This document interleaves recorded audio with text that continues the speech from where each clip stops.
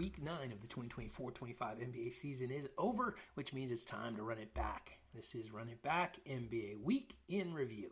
Jose Salviati, editor at thepeachbasket.net, and this is the show where we recap the week that was in the NBA and then highlight the marquee matchup for the week to come.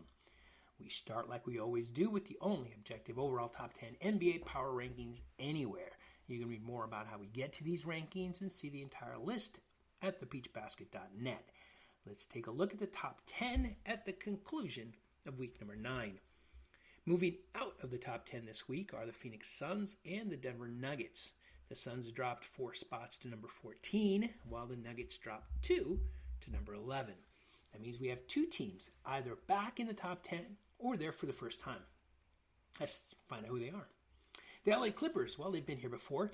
In fact, they've been in and out of the top 10 all season in what's kind of been a middle-of-the-road season for them as they wait for Kawhi Leonard's return. After a 2-1 week in week number 9, they move up 1 spot to number 10. The Golden State Warriors were 1-2 in week 9, which cost them 1 spot. They dropped from number 8 and claimed the number 9 spot this week. The New York Knicks have been in the top 10 for most of the season. They dropped out last week, but that appears to have been kind of a fluke.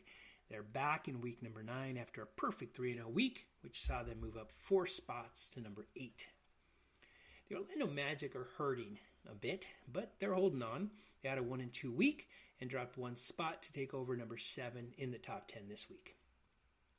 The Dallas Mavericks moved up 1 spot after going 2-1 this week and earned the number 6 spot. We'll be talking about the Mavericks and a certain Mavericks player quite a bit in today's show. The top 5 did not change at all this week from last week. These 5 teams may very well be the cream of the NBA crop in the 2024-25 NBA season. Is the next champion in this list? I think chances are pretty good. Number 5 belongs to the Memphis Grizzlies. They were 2-1 in week number 9 to stay at number 5 for the 3rd week in a row. The Houston Rockets are the only team in the top 5 without at least 20 wins. The 18-9 Rockets were 1-0 in week 9 to hold on to the number 4 spot for the 4th week in a row. The defending champion Boston Celtics held on to the number 3 spot for the 3rd week. They posted a 2-1 record in week number 9. The best team in the Western Conference holds down the number 2 spot for the 3rd week in a row, despite a loss in the NBA Cup Finals, which do not count in our ranking or in the NBA standings, oddly. The Thunder stayed at number 2 for the 3rd week in a row after a 2-0 week. And the number 1 team in the only objective NBA power rankings anywhere are once again, no drum roll required, the Cleveland Cavaliers.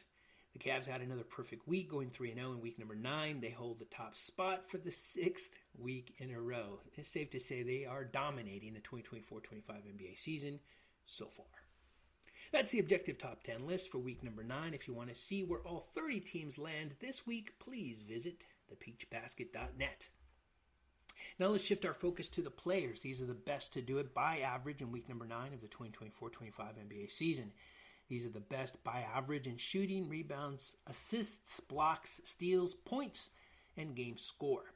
The best scorer in week number 9 only played in 1 game, but it was a heck of a game.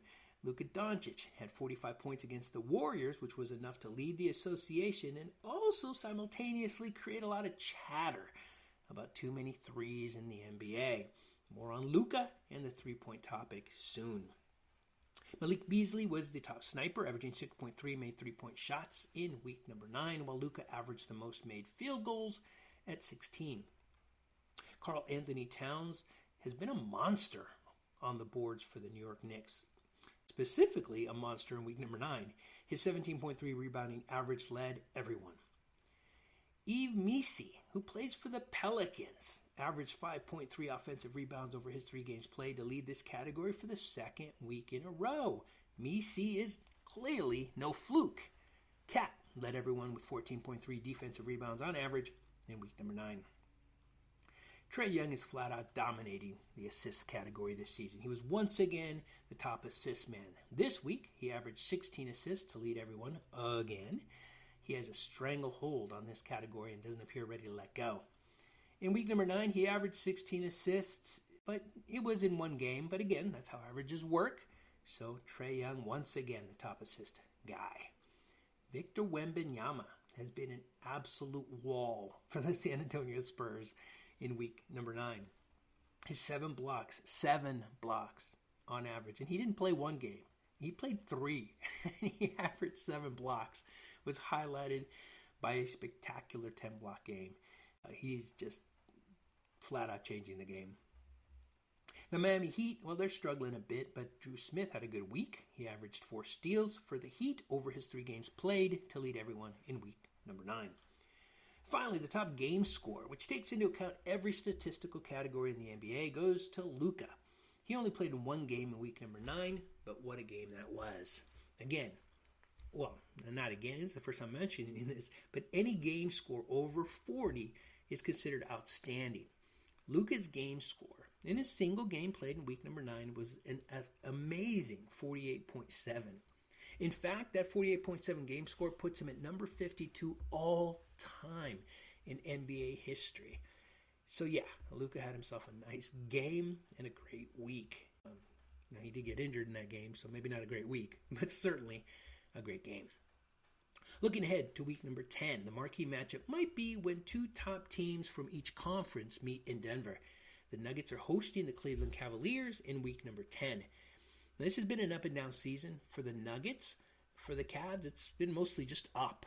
The Nuggets have arguably the best player in the association in Nikola Jokic, and the game's on their home turf. So it should be another test for the Cavs. They've pretty much answered every test or aced every test they've been handed this season. Let's see how they do in Denver.